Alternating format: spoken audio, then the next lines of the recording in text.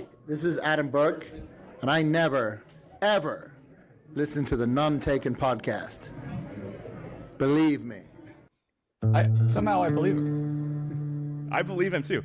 Actually, that was before he was on the show. That was like when Dustin went to see Brido's book release, and he was there. That's why you have like the bar noise in the background. So pretty good stuff. Yeah, I do listen to Wait, Don't Tell Me though. He's on. That's what I know him from.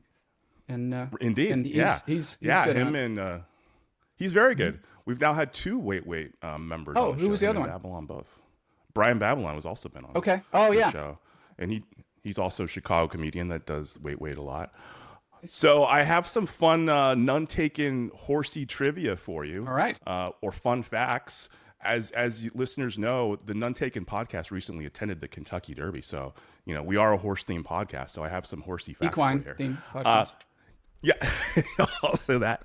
Did you know the Jockey Club has a character limit for horse names, race horse names? I know they get quite long. They do get quite long because there's so many. They have to differentiate. So like they get pretty long. So it's actually 18 characters is the number of characters that you can have in a racehorse's name.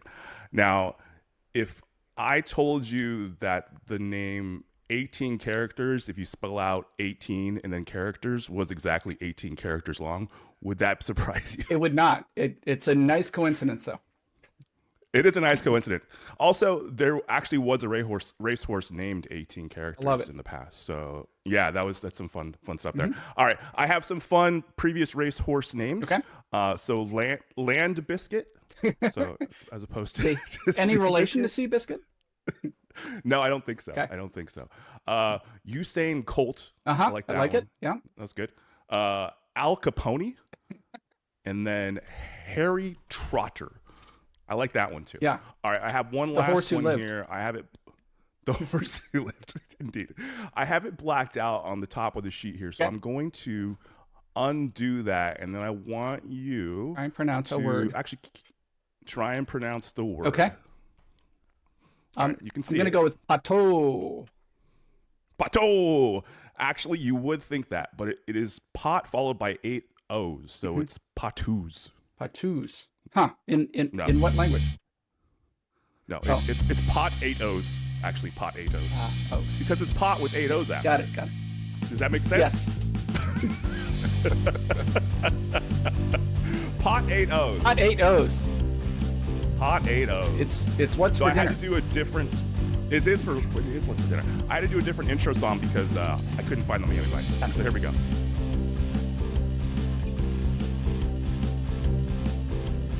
Welcome to None Taken Friday Headlines Edition. I'm your host, Alan, the Nature Boy Smith. And over there co-hosting this week is Jeff, everyone's favorite photographer.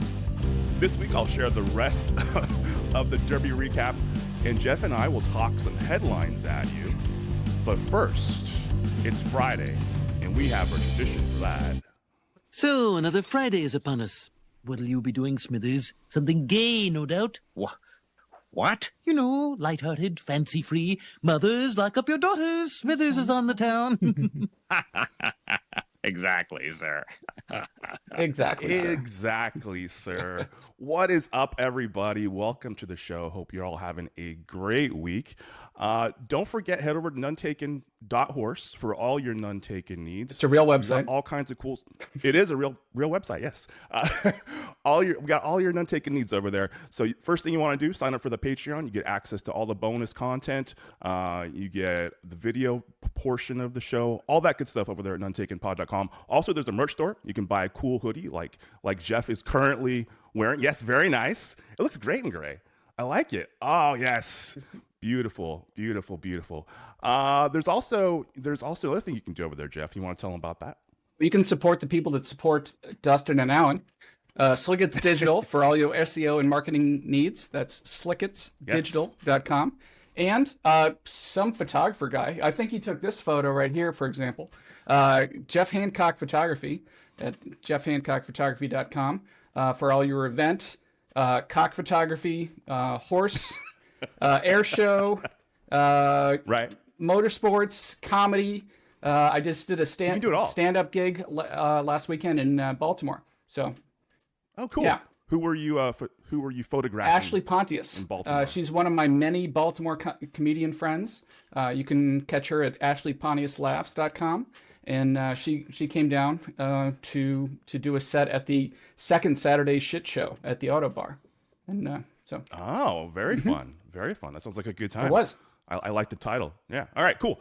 All right. Well, so last we left you, actually, so for those of you who are not Patreon subscribers, I did a show last week with Mima, Patreon only, where I talked about sort of the first half of Dustin and I going to the Derby. So if you want to hear that, you got to join the Patreon. So head over there, nuntaken.horse or nuntakenpod.com, and join the Patreon. You can hear that episode with me and Mima. Last we left, it was right before the actual big race. The Kentucky Derby is the 12th race, actually, of the day out of 14 total races. So it's a long day at the races if you're going to go to the Kentucky Derby.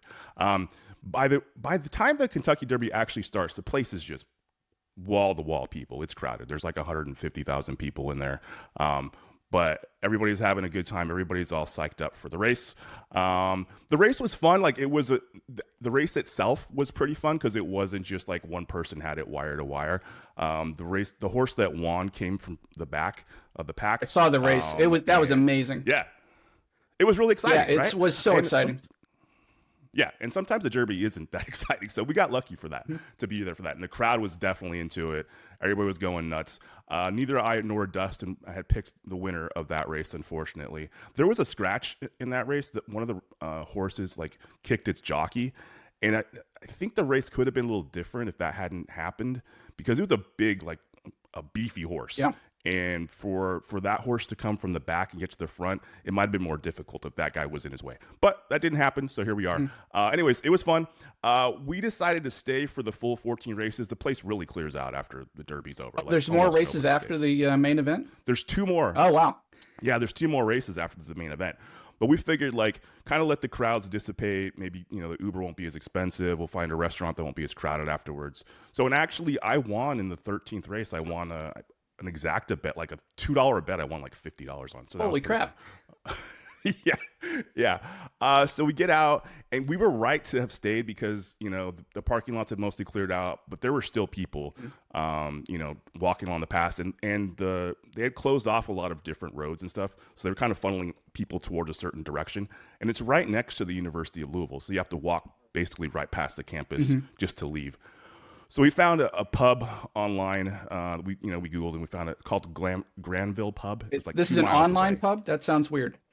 Yes, an online pub. No, we went on maps and we said find a pub near me, and Granville Pub was closest. It was 2 miles away, and so we decided we're going to go to Granville Pub. We're going to walk. And there was like thirsty so many, when you get there. Yes, definitely. But there were so many like Mexican restaurants or other restaurants we could have gone to along the way. We kept passing. And we're like, no, we're on a mission. We're going to go to Granville Pub. In fact, we're like halfway there, not even halfway there, a quarter of the way there were cops at one of those places where they had shut off the roads. And we asked one of them, like, hey, like, what do you think of this place? And he was kind of like, meh, it's whatever. Like, if you wanted, sure. But like, he was kind of not selling it to us. He wasn't an Irish cop, was he? Perhaps. He had no accent, but he could have been Irish. Yeah.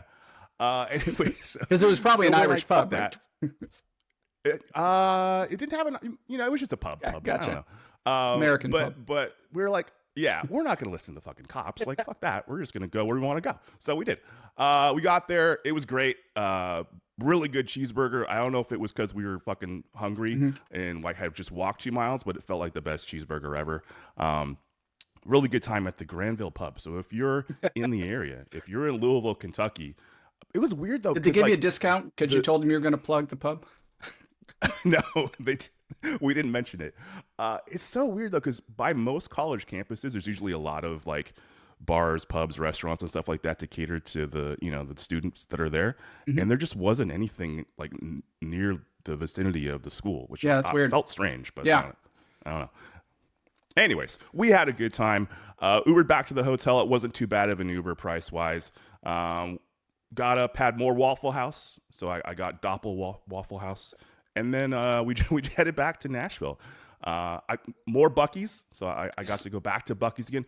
Dude, Buc-ee's on a Sunday is very different from Buc-ee's on a Friday night. How so? It was insane. It was Like you guys don't have In-N-Out Burger over there. No. But you have. Are there We have any Five Guys. like fast? You have Five Guys. Okay. Like In-N-Out. Denny's is No. Like if you go to an In-N-Out Burger, like lunchtime or dinner time, the drive-through line usually snakes around like through the parking lot. that sounds like Chick-fil-A. 150 cars. Okay, like 150 cars deep or something like that, right?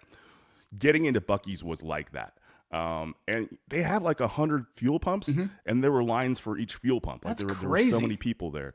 Yeah, walking in, it felt like walking into, I don't know, a concert or something, like a busy venue. It was crazy. Yeah, wild times at Buc-ee's. All right, we get back to Nashville. It's Sunday afternoon. We decided to go, grab a few beverages. Went to Skinny Dennis's, which I've been to before, but that's a really cool bar if you're in Nashville, kind of outside of Nashville. We went to D's, and there was a band playing outside. That was fun. We played ping pong for a while. They had a ping pong table out there, and one of the event promoters got us some paddles to play. There was a guy there who I think he was in one of the bands that was going to play later. We sort of overheard him talking, sort of joined the conversation. He had just had a medical procedure at Vanderbilt. He had some condition where he could hear his heartbeat. Nice. Like in his... So just a blood vessel that's like nice. too close to his eardrum or something? I don't know. He said there was like a part... on the back of his neck, he said you could press on an area and it would stop it. So they knew it was something related to it sounds like an artery. or something. Yeah. So he sent like some sort of probe up there and they're trying to figure out how to fix it. But that sounds awful. Yeah. Like, Just like, how do you even sleep like when that's just happening all the time? Right. Yeah. All right. So now we're coming to the fun part of the story. So I had a very early flight out of Nashville, 5 a.m. flight. So I got up at 2:30 in the morning on Monday morning, got to the airport, and then flew to Phoenix for a layover. So I get to Phoenix, I don't know, like maybe because we lost an hour, so like 8:30, something like that in the morning. I have like an hour before I have to catch my next plane. So it's packed, by the way, because it's Monday morning. Like everybody is flying out of Phoenix. It's a major hub. Everybody goes from that, right? So I'm like, geez, am I going to be able to find a place to even like sit down? I do. I find a little bar, a tiny little Mexican place, maybe like 8 seats on a corner bar. And so I post up on the corner, order a beer, and there was a dude like 2 seats to my right and a dude like 2 seats to my left, and that was it. So sitting there, minding my own business. Woman walks up. She's like, "Is this seat taken?" Of course, just like the last time. And I go, no, it's fine. I was like, "Do you want me to move over, give you a little more space?" No, I'm I here can for move you, this way. big She's boy. like, yeah. And she was like, no, I'll stay right here. I was like, all right, cool. So I do the usual question, where are you headed? And she's like, well, I'm coming from Texas. I'm going to Seattle. I'm going on a cruise to Alaska. Nice. And I was like, oh, okay. Well, like, I'm also going to Seattle. What flight are you on? And turns out she's on my flight. So there's where we start. All right. So this woman gets how'd the date end? This woman gets 2 mimosas in, and she starts telling me all kinds of stuff. So apparently she is a huge, huge Clay Aiken fan. Okay. So if you guys remember, Clay Aiken was a star in American Idol like 20 years ago or something. I guess he had a attempt at a political career in North Carolina, and that didn't really work out, and he's going back to music now. Do you know what super fans of Clay Aiken are called? Playfaces? Oh, actually, you're very close. Claymates. Playmates. She was a Claymate. Oh, no. I was like, That's ridiculous. Like, and okay. she admits this? Oh, she was proud of it. Yeah, she was very proud of it. Yeah, last year I was February. Right? She had been to many of his concerts. She took her daughter on a VIP experience to see him, and her daughter got to sing with him backstage one of his favorite songs. She showed me pictures, so I know what happened. There was that kind of conversation where she was showing me pictures. I could tell that when you said 2 mimosas. Yeah. Yes, it was definitely a 2 mimosa sort of conversation. So yeah, I don't know. I didn't see her on the plane. I probably could have got her number, but I didn't do it. All right, so here we are. We're in the show. That's the end of the Derby Nashville trip. I guess we should talk some headlines at everybody. Should we do that? What if I'd said no? Right, let's do it. What was your backup that plan? would have been. I didn't have a backup plan, to be honest. I was just going to wing it. Just kind of counting on me, huh? All right. Okay. Probably. Yeah, I was kind of counting on you. All right. President Trump arrived in Beijing for a summit with Chinese President Xi that is set to start tomorrow, instead of being Thursday. I think it actually kind of starts tonight. But Trump was accompanied by several U.S. business executives, including Elon Musk and NVIDIA CEO Jensen Huang. There was also like Tim Cook was there. Eric Trump and Laura Trump were there. Like, he brought an entire entourage. I don't know if you saw any of the footage of them getting off the plane. Yeah, it was very weird. So it definitely was. So if you remember, like, this was supposed to happen, like a month and a half ago, and then the whole Iran war kicked off, and they're like, no, we got to postpone it. And it was kind of unclear when it was actually going to happen. It is now happening. Not really any details of anything yet, because they really haven't started any talks that we know of. Although, like I said, he brought a whole ton of different business people. So I'm sure they're already doing some sort of backroom deals there. But as far as him and Z actually sitting down, that hasn't really happened yet. So hopefully he doesn't give away our country for peanuts, but we'll see. We'll see. Yeah, what I heard about this was that they didn't have any agreement hammered out in advance. A lot of the time when these kind of state level visits happen, they have some sort of framework hammered out by the lower level people in advance. And then the principals come together, talk president to president, and, glad hand, and maybe some couple new issues come up. But for the most part, they know what they're going to agree to and how the press conference is going to go after the meeting. But apparently none of that happened with this. This is just Trump going in there with a bunch of CEOs and kind of blustering his way through it. So we'll see what happens. Only good can happen. Nothing bad can happen, right? Yeah, exactly.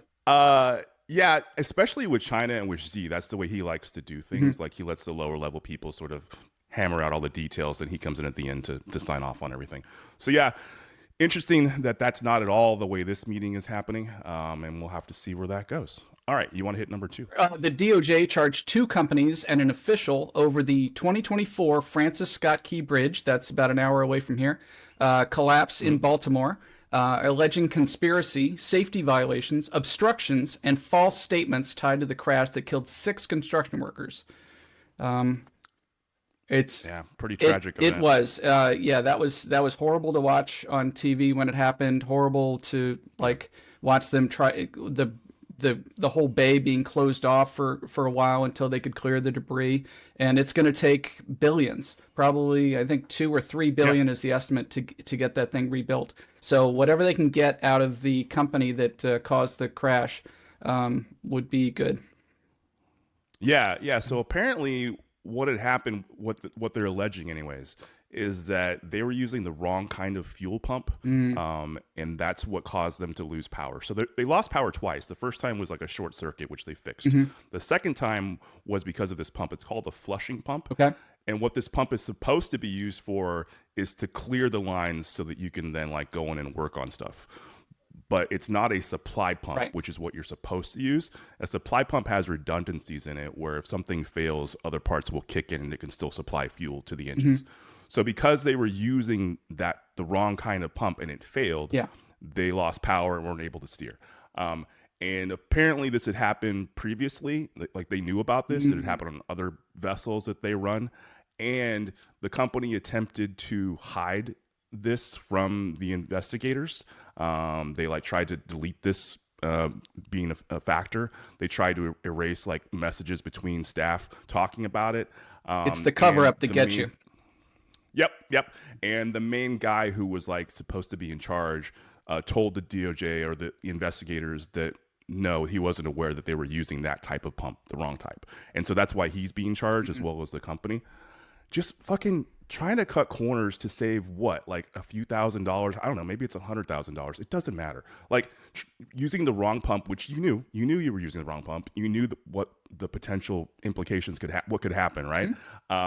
And still doing it. Yeah. Why? Because you want to save some money, right? And so you end up doing this, killing It's the Ford people. Pinto all over again. It really is. It really is. It's fucking horrific. I hope they, whatever they can do legally, I hope all those guys just, get their ass handed to them. All right. Number 3, the Supreme Court vacated the lower court order that blocked a 2023 Alabama congressional map. for likely violating the Voting Rights Act. Sending the case back to the lower court for reconsideration, the 6-3 ruling largely clears the way for Alabama to use the map, likely gaining Republicans a U.S. House seat. So this is kind of our election zone. We're going to have about 3 or 4 headlines that are sort of related. I like this. You have a context restored thing here. Yeah, that's. How are you doing this? Sure. Oh, thanks. That's a side project I have. I've got it going on Blue Sky. It's context restored, and on Instagram with a more kind of shock jock type title called Hancock News. But what I do is it's Right. basically the purpose of my project is to reverse sane washing. Have you heard of the term sane washing? Of course. Yeah. So sane washing is like legitimate news outlets that are trying to just report things factually. They end up using their journalistic standards and they kind of make the things that this crazy administration is doing seem normal. So they Right. New York Times does it all the time. exactly. Yes. So my project, it uses Claude AI to reverse engineer those headlines. I feed it the story, and it gives me what's called context restored. So I'm going to read you the context restored I got from this one. One day after gutting the Voting Rights Act nationally, the same 6-3 conservative majority clears Alabama to use a map previously found likely to dilute black voter power. Republicans gain a House seat. Yeah. That sounds exactly right. Yeah. So I think right now there are 2 districts that are black majority or close to it that they've been, drawn that way. And so they're going to cut it down to 1. So leaving only 1 likely seat in a state that is 25% black. So like clearly taking away power from that voting So bloc in theory, on purpose. if people were evenly distributed, you'd probably maybe assume have 25% of the seats would be elected by black voters. And instead, the gerrymandering that's put in place ends up diluting those votes, so they only have 2 seats, and now they're going to take away one of those seats by another redistricting because the Supreme Court says that racial gerrymandering is okay by them, despite it explicitly being wrong in the Voting Rights Act. Yep. So, I mean, essentially they'll have less than 10% of the ability to represent themselves. Because I think they have 7 districts, so they'll have 1 out of 7. So what's that, like 12%, I guess. So yeah, it sucks. And there's going to be more of it. I tend to think that the Dems will still win the House in 26 here in November, but it's not going to be as large of a margin as it should or would have been if it weren't for all of this gerrymandering that's happening. Speaking of that, let's hit number 4 there. South Carolina Senate rejected a measure to redraw the state's congressional map, which could have helped Republicans flip the state's only Democratic-held U.S. House seat. 5 Republicans opposed the measure. So this is a state where actually they rejected the president's pressure to gerrymander their state. State Senator Shane Massey, who is a Republican and is their Senate Majority Leader, spoke out about the efforts before the vote, saying it's a show of weakness to use redistricting to quash minority votes. Saying, I'm not going to do this. Nancy Mace, who is from South Carolina and is a prospect to be the governor of South Carolina, who Trump has endorsed, was all over this and saying that if she were governor, she would whip them into shape and they absolutely would have redistricted. Interesting choice of words there. Yeah, I think actually she even said it a little bit more blatantly than I just did. I was paraphrasing a little bit, but I probably toned her down a little bit actually from what she said. All right, let's see. Number 5, the Virginia Supreme Court struck down a voter-approved redistricting amendment that could have helped Democrats gain up to 4 U.S. House seats, citing procedural violations. I note that you also have a context-restored comment. I do. Here it is. A voter-approved redistricting reform that could have given Democrats up to 4 House seats was thrown out on procedural grounds. The Virginia Supreme Court striking down what voters passed at the ballot box. And let me give you a little more context about that procedural reform. The reason they gave you need to have so basically the House of Delegates has to pass a constitutional amendment proposal, and then there has to be an election in the House of Delegates, and then the voters get the bill. That's the kind of timeline that has to be. That's the order it's supposed to go in. There has to be an intervening election. And the Supreme Court decided, the Virginia Supreme Court decided that because the amendment was passed by the House of Delegates during the 45-day early voting period, that was not before the election, that was during the election. Oh, the election was already going right. on. So the Supreme Court has made this thing where an election always starts 45 days before it starts. And the dissenting opinion talked about this kind of infinite time loop that's developed as a result of this decision, which means that basically means an election has no definitive start time. It only has a definitive end time. When does it actually? Right. When does it actually begin? Right, exactly. Okay. So, and the weird thing, this I don't think is going to happen because the governor is not in favor of this. The way the people are talking about getting around this is changing the mandatory retirement age for the Supreme Court of Virginia to be younger than any of the sitting members, forcing them out, right? Because yes. a lot of the four justices that voted for this reversal. Sorry, I don't have the right. I'm not a lawyer. the majority justices were all appointed by Republicans a long time ago, back when Republicans ran Virginia, not our most recent governor, but before that. Right. So they're old enough that they could be retired, but they could age them out. But that's a kind of very kind of anti-judicial move, and I think would have a lot of bad precedents. So I don't think they're actually going to do it, even though I see it come up on the news a lot. I had heard that as a probable thing that they might try to do, but yeah, it would look, just the optics of it would be pretty awful, I think, it is. in doing that. I also read somewhere that there were allegations that the ballot measure wasn't clear enough for voters, like what they were voting for, whether they were a yes vote or a no vote. There were allegations that it wasn't clear what they were actually voting for. Had you heard that, and is there any weight behind that? I disagree. I don't remember I'm in Virginia, so I voted on that measure. Yeah. And we were inundated with literature from both sides. Oh, I'm sure. Yeah. Basically, we're trying to say the same thing, that gerrymandering is bad, so you should vote yes or no, depending on what color the mailer was. Right. So that kind of marketing was very confusing. Nobody on the Democratic or Republican side were very clear about what the measure actually was going to do. Although the language of the actual amendment was clear enough to me. Was clear. Yeah, but it's mealy mouth political language. You use the word fair when it's fair in a country sense, not a fair in a Virginia sense. Sure. And I've seen other sort of similar ballot measures being sort of promoted the same way in other states before, where they just try to make it very unclear what you're actually doing and saying, oh, if you vote yes, you're doing this, when in reality you're not. Like, there was one in California a few years ago. I don't remember what the details were, but it was very similar, where they were trying to make a no mean yes and a yes mean no kind of thing. All right, let's move on to number 6 here. This is you. A federal judge denied a request from Fulton County, Georgia, for the return of 2020 election records seized by the FBI in January, saying officials did not prove the FBI acted with callous disregard for the country's rights when noting flaws in the FBI's affidavit. And I've got a context restored, if I could read that, unless you want to read it. Yes, yeah, go ahead. Just to flip things up. Okay. The federal judge left Trump's FBI in possession of 2020 Georgia election records it seized in January, while it noted the flaws in the FBI's own affidavit justifying the seizure. So I don't think that actually added that much. But I did some more research into this, and Fulton County, Georgia is one of the largest counties in Georgia, and it went pretty overwhelmingly for Biden in 2020.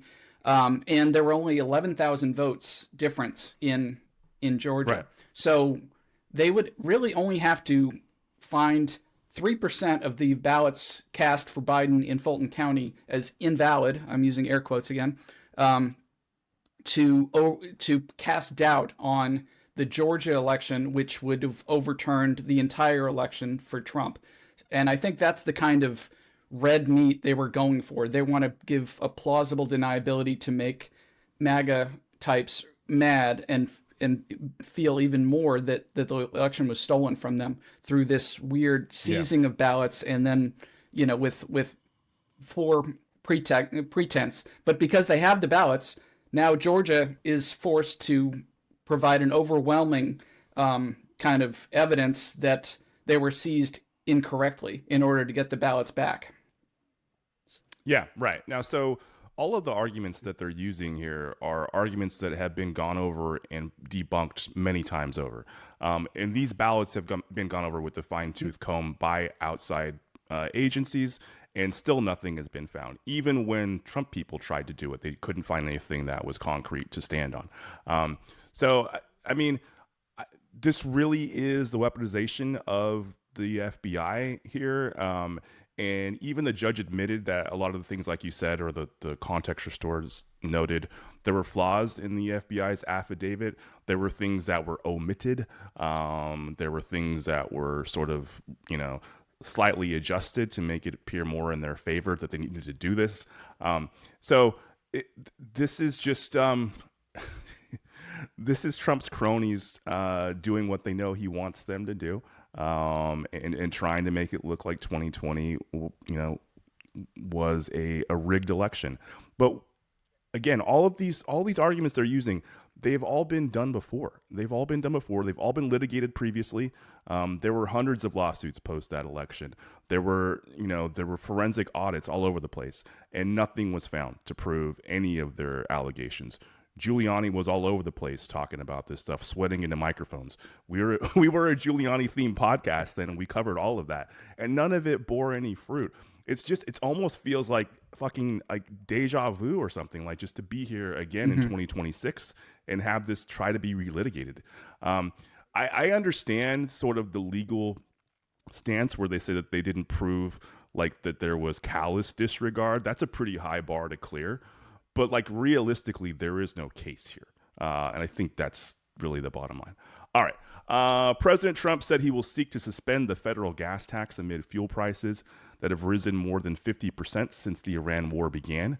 We have some context restored. I'll read it this time. Trump wants to temporarily waive the federal gas tax to paper over fuel prices his own unauthorized war created. A short-term political fix that would cut highway funding while the underlying crisis continues.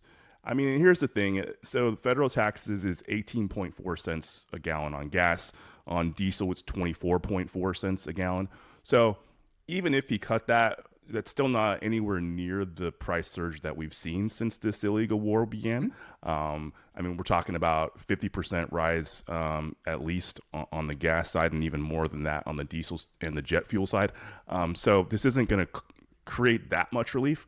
Yeah, it would help. I mean, I wouldn't mind it, but it's not going to do that much. And then what we're doing is we're cutting funding for infrastructure, for roads and bridges that we already are way behind as far as keeping those things maintained. So, you're giving up that because you fucked up and started a war that you didn't need to start and wasn't legal to begin with. I always point this out when we talk about gas taxes, and I have many friends who drive electric vehicles, so I'm not casting shade at them at all. But the system is designed to tax gas to maintain roads. And at this point, I don't know what the percentage of vehicles on the road that don't use gas is, but it's getting higher and higher. And there is no tax for them. So Tesla drivers and all the other, e-vehicle drivers aren't paying any of this at all, and they are using these roads. And that's a loophole that needs to be fixed and closed if we're going to make this fair and equal so that we can keep our roads maintained. Right. Yeah, gas tax hasn't been raised since 1993. It's already way too low. It is just the federal gas tax is 4% of the average gas price right now in the U.S. Guess what it is in Europe? I'm guessing it's like 15. Higher. It's higher. Okay, 25. 63% of the price of a unit of gas. They usually buy them in liters, but 63% of the price of gas is taxes in Europe. That is huge. It funds mass transportation. It funds EV sales. It pushes people to do cleaner options. And there has been no interest in doing any of that in the U.S. And they just cut the $7,500 tax credit for buying electric vehicles. So now people are buying used EVs much more than they're buying new EVs. So they're still crushing EVs, and they're giving further subsidies by this gas tax, the gasoline tax cut that they're talking about doing. If they do it through October, which is when I think one of the plans was, it'll cost $21 billion, which is almost as much as they've spent on the war already. Coincidentally. Yeah. Yeah, and they're asking for like $100 billion more. Right. Hegseth was just being grilled in front of Congress the last day or so, all about that. Yeah, absolutely ridiculous, and that's why Europe has all the good trains and we have the shitty ones. That's why all their infrastructure is in better shape than ours is as well. Yeah, man, the damage that has been done to like the green industry by this administration since the day one with all those EOs is just.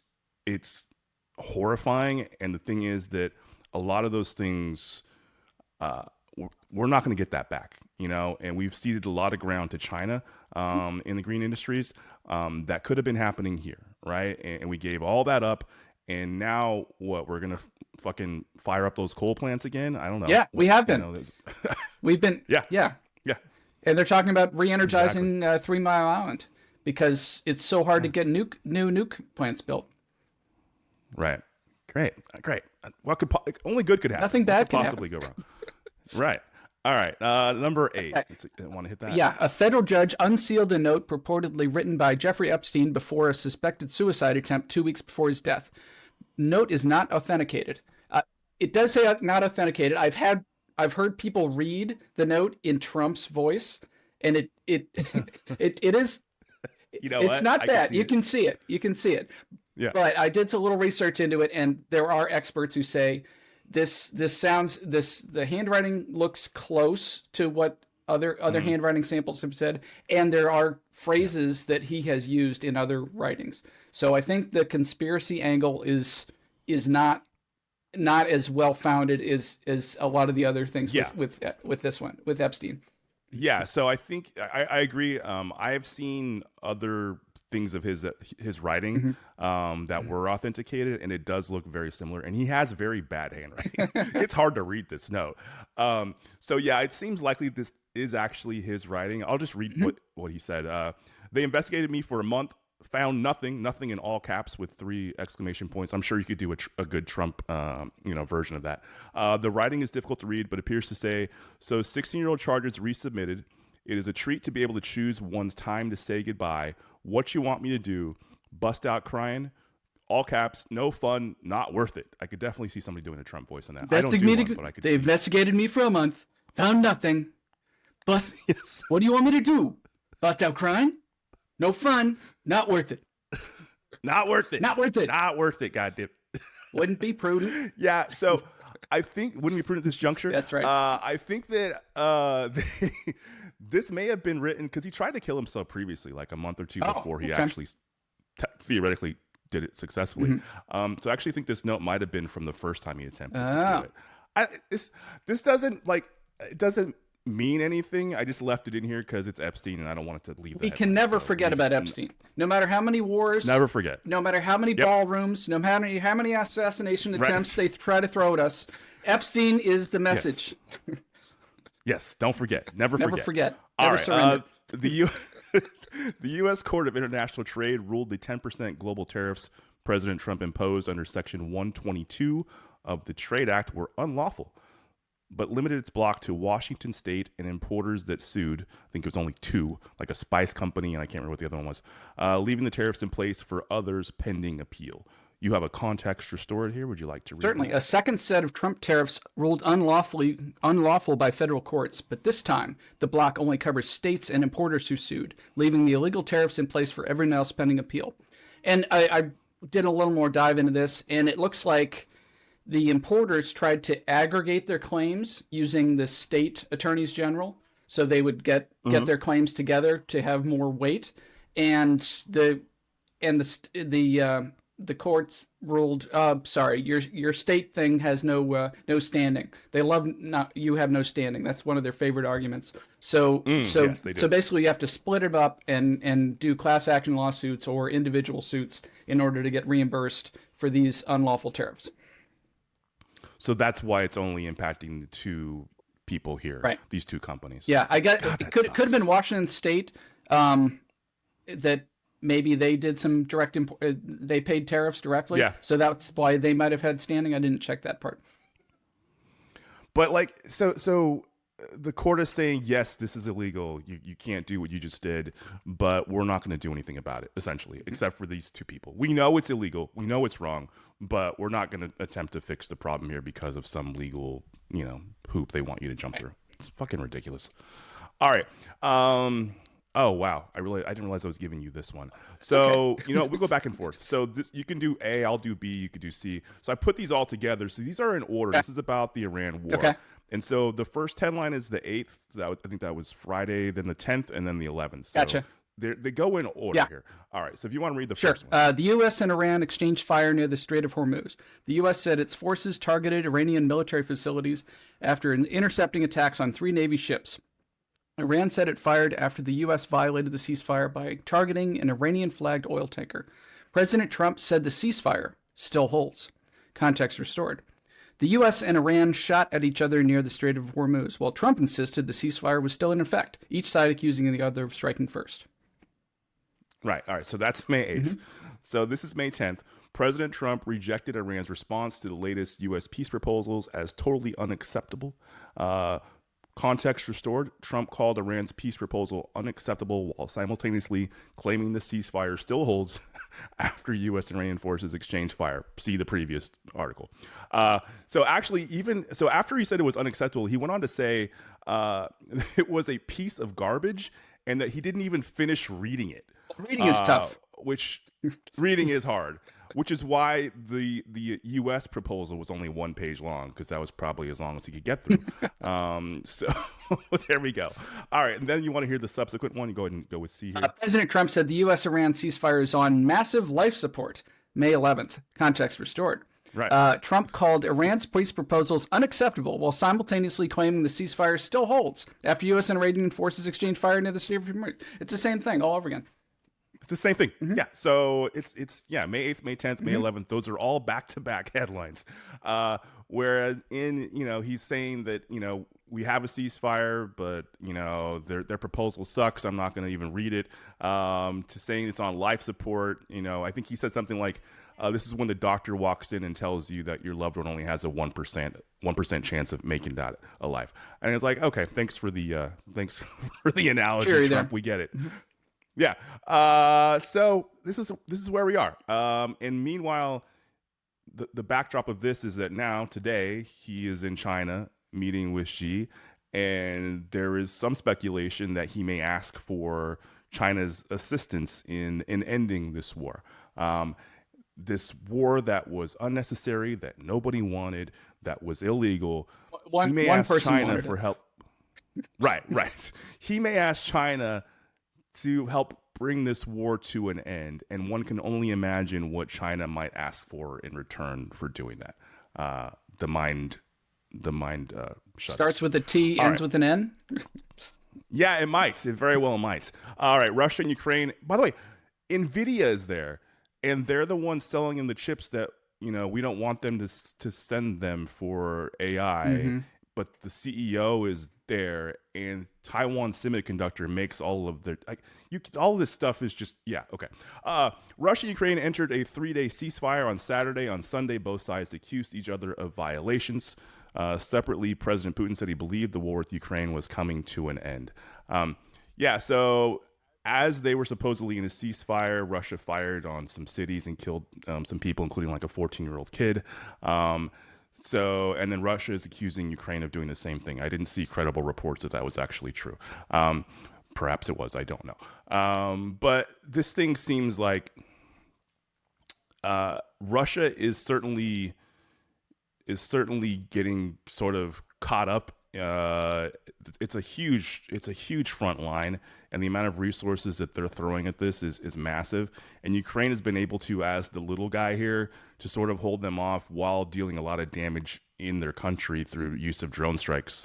And so Russia's feeling a lot of pain here. Now they have the propensity to deal with a lot of pain, but at some point, Putin's going to have to do something to save some face here. When he says that he believes it's coming to an end, I don't know if you want to take that as promising, but maybe it is. Maybe he's done the math and decided that it's not worth it anymore. The problem is that the Trump administration will pretty much bow to Putin's demands, and they might give away, 30% of Ukraine to Russia to make this happen, which would suck for everybody. It's not Trump's to give away. I don't. It's not. But if without the backing of the U.S., although Germany has really stepped up, Germany is helping Ukraine out massively. Yeah. No, I think our support for Ukraine has diminished a lot in the last year and a half. It has. So Germany is now the largest supporter. Right. So I don't think Trump's leverage to force Zelensky to make concessions is what he thinks it is. You're probably right about that. But under what conditions would Putin stop the war? Unclear. But yeah, Germany really has stepped up, and they're doing a lot because they also want to learn from Ukraine, and they're taking their drone technology and trying to make it better, and they're doing a lot of investment in that area as well. Sounds like something we should do. All right. It does. Number 12.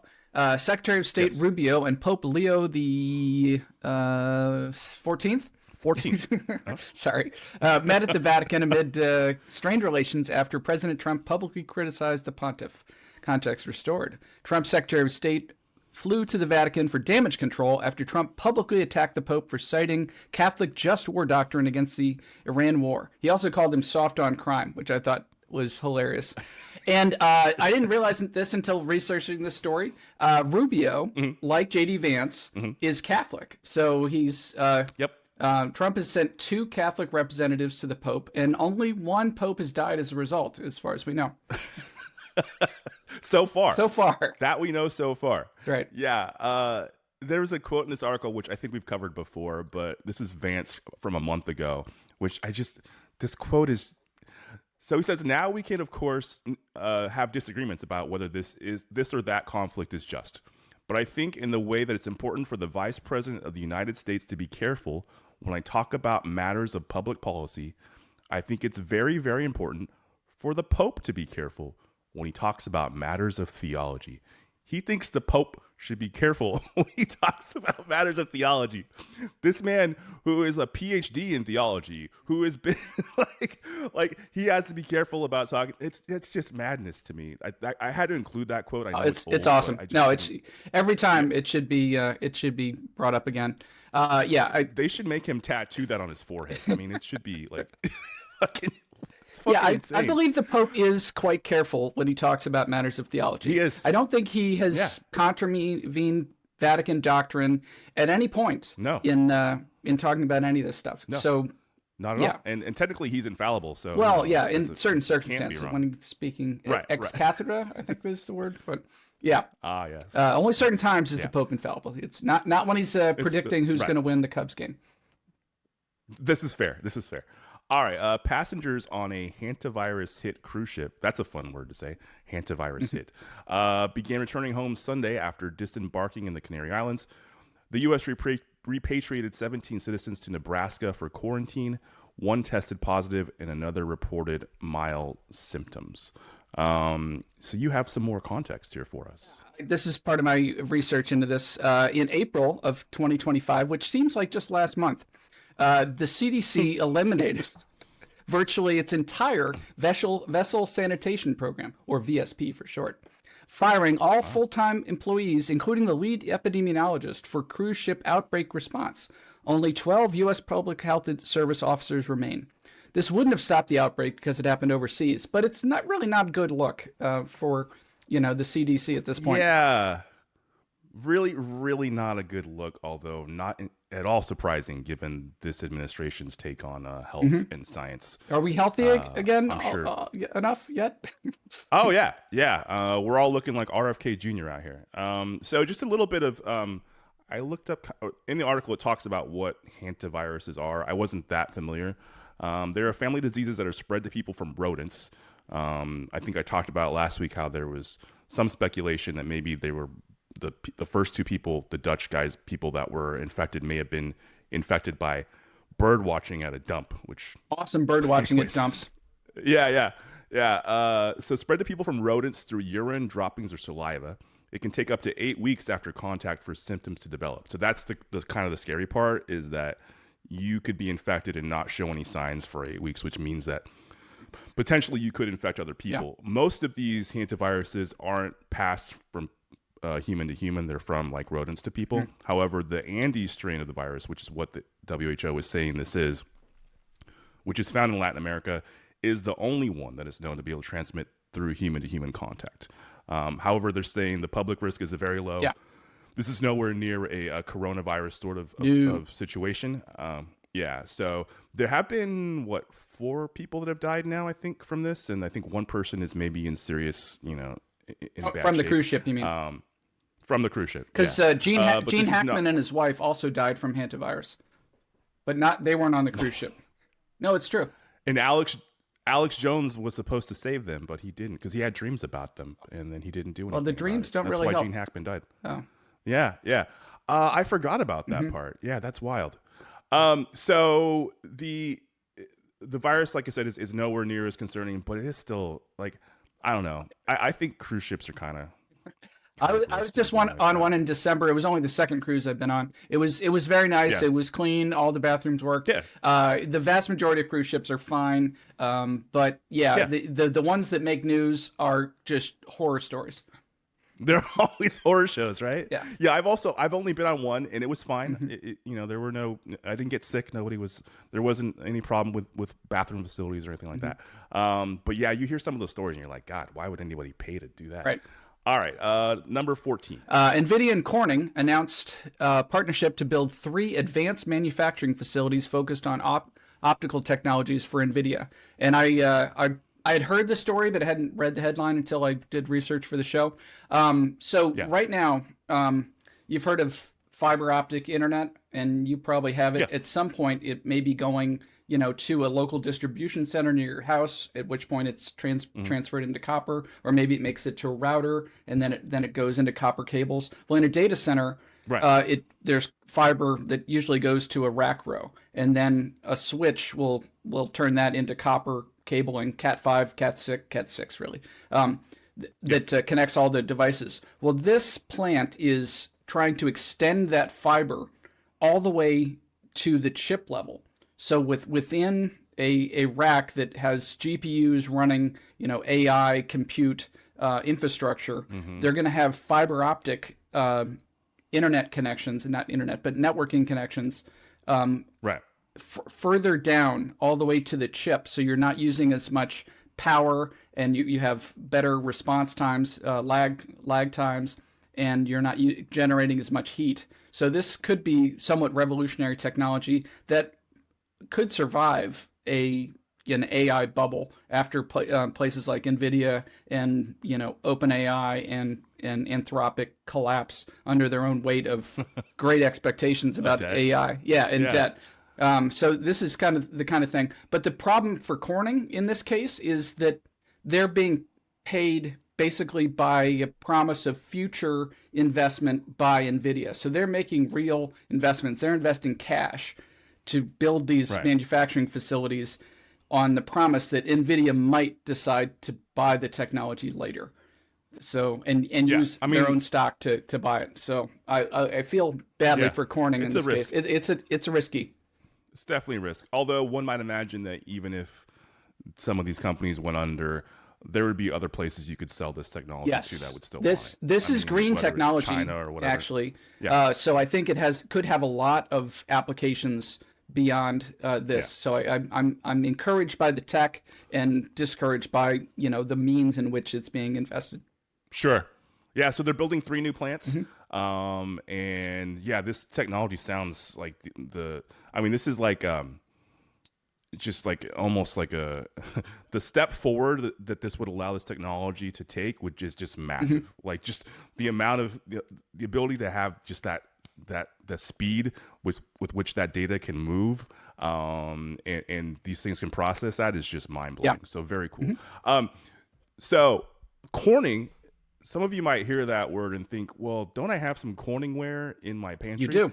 And yes, you probably do, because Corning has been around for a long time, and they do. So in 1998, they spun off Corningware, and I think they're their Pyrex division. They used to do Pyrex as well.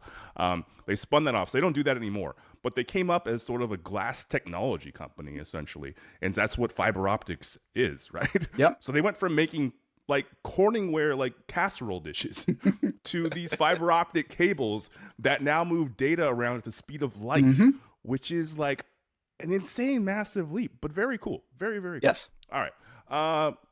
We got these last three headlines. These are econ headlines, so we'll hit these pretty quickly. They're telling you things you already kind of knew. The consumer price index rose 3.8% in April from a year ago, above expectations of 3.7%, and the highest figure in 3 years. You probably already figured that, but there you go. You got the math now. Driven largely by gas prices.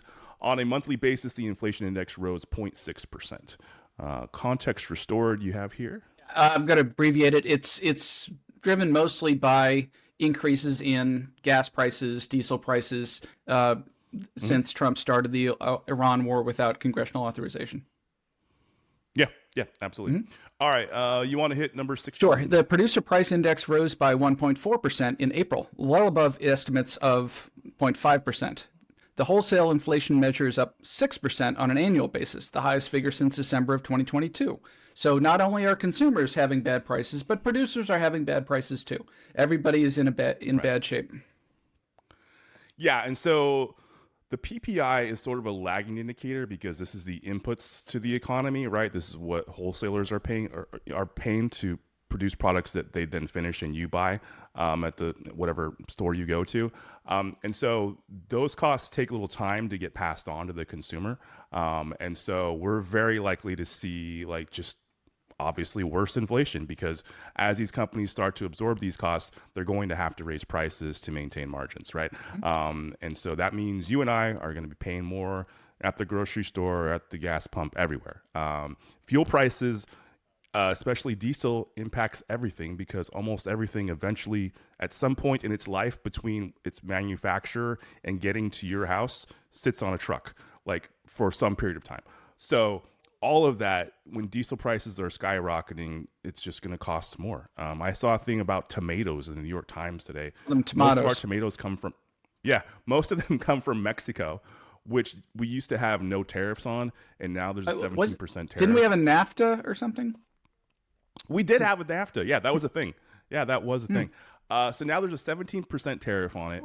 So you add that on, plus you add the fuel cost of shipping that from Mexico to wherever it is you are, most of it in a truck fueled by diesel. Start growing tomatoes, you guys. That's my recommendation because you're not going to want to pay what you're going to have to pay in the store for these things. Exactly. All right. The U.S. economy added 115,000 jobs in April, above expectations of 55,000, but down from 185,000 in March. The unemployment rate remained 4.3%. Following recent trends, healthcare led with 37,000 new positions. Multiple other sectors also saw gains. So this is a pretty big number. However, if you look at like a 12-month number, it's almost flat. Like it's pretty terrible. Yeah. And who knows if these numbers might be revised down, as we've seen a lot of them be revised down in the last few months. So we'll see where that goes. All right. We have in other news, I added this here. This is fun. China tweaks Marco Rubio's name to bypass travel ban for Trump X and Z meeting. So if you guys recall, Rubio used to be a U.S. senator, and he criticized China's treatment of the Uyghurs back in 2020. And China didn't like that. And so they slapped him with some sanctions, including saying that he could no longer enter China. Revoked his China access policy. He couldn't get there anymore. So what they did, and they did this after he was named Secretary of State, they started using a different character to represent the first syllable of his name in Chinese.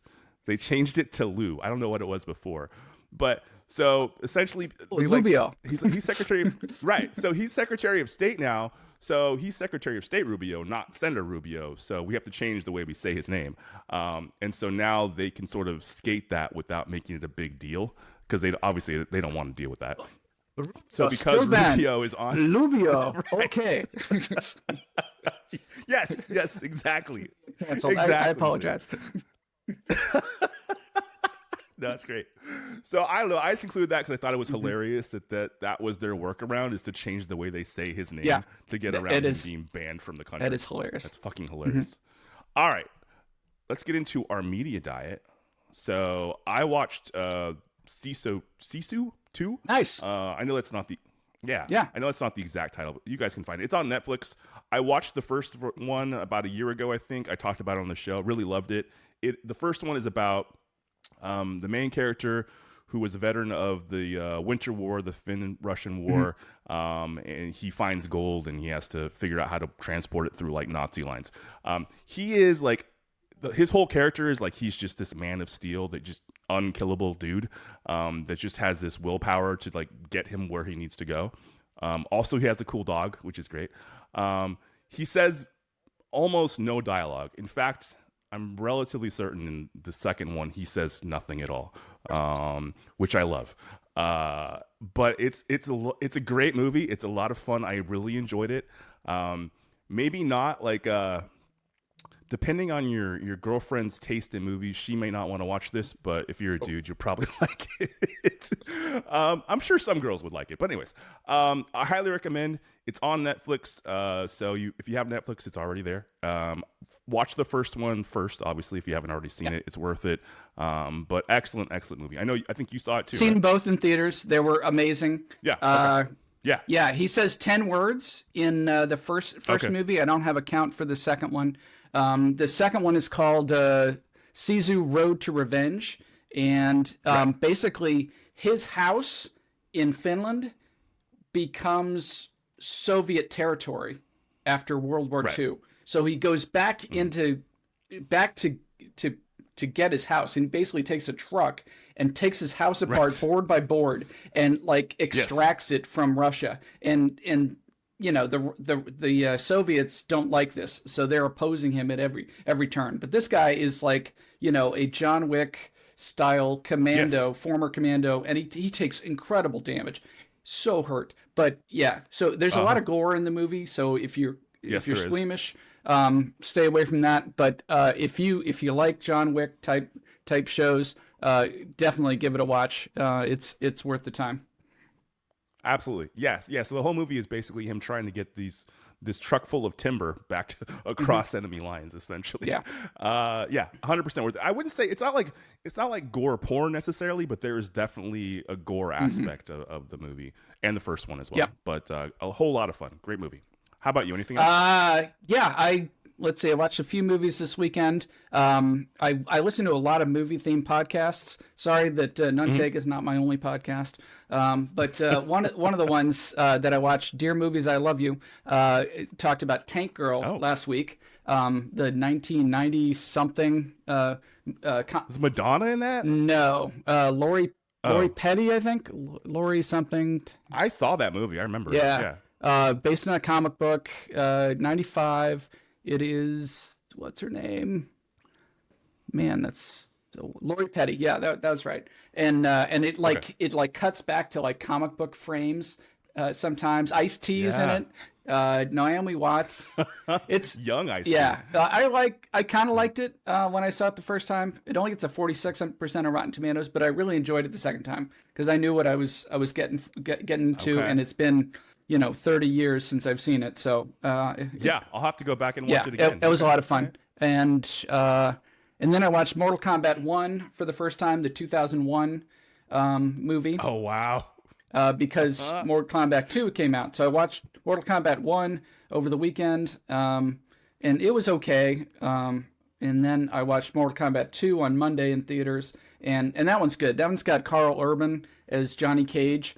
And he's kind of teased at the end of the first one. The first one is just kind of setting up the world and why they have a tournament and what the stakes are. And the second one, it's really, it's throwing this washed up former action hero into this like martial arts, champion role and having him rediscover, what his actual skills. And it's kind of weird because all the martial arts people like gain these abilities like laser eyes or fireballs or things like that. So that's part of the journey as well, watching them get in these stressful situations, which releases their powers. Oh, makes their powers come out. Exactly.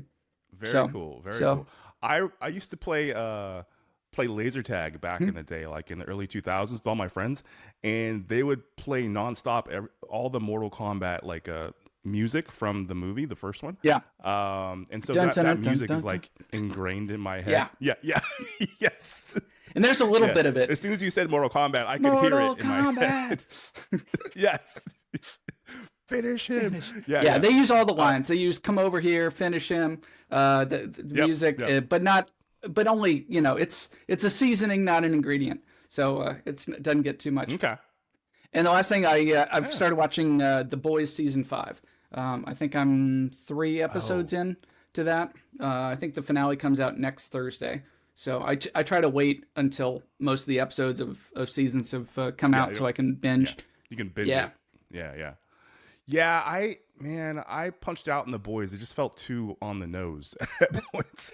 But maybe I'll have to revisit. It gets more on the nose. It is such an allegory for MAGA and Trump, and it's hilarious. The MAGA people who are just now realizing in season 4 and 5 that they are being punked with this show. That is very funny.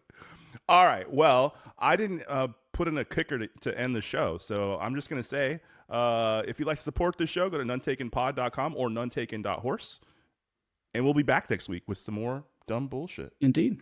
Jeeves, bring me the battery acid. When a guy's banging you... Y'all let me in his damn house. Oh, how about that? Come in the name of peace. LMFAO. So what in the world is this? Trump's pee-pee. Why would you say something that stupid? I come without explanations or solutions. I'm a very sexy lady, cat turd. I will not suffer this harlot. How great! An anti-American Marxist! Ted Cruz, go fuck yourself.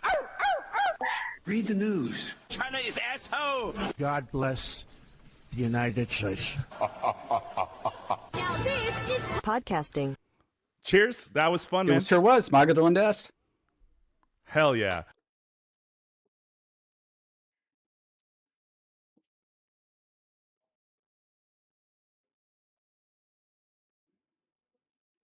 Thank you. I had a great time.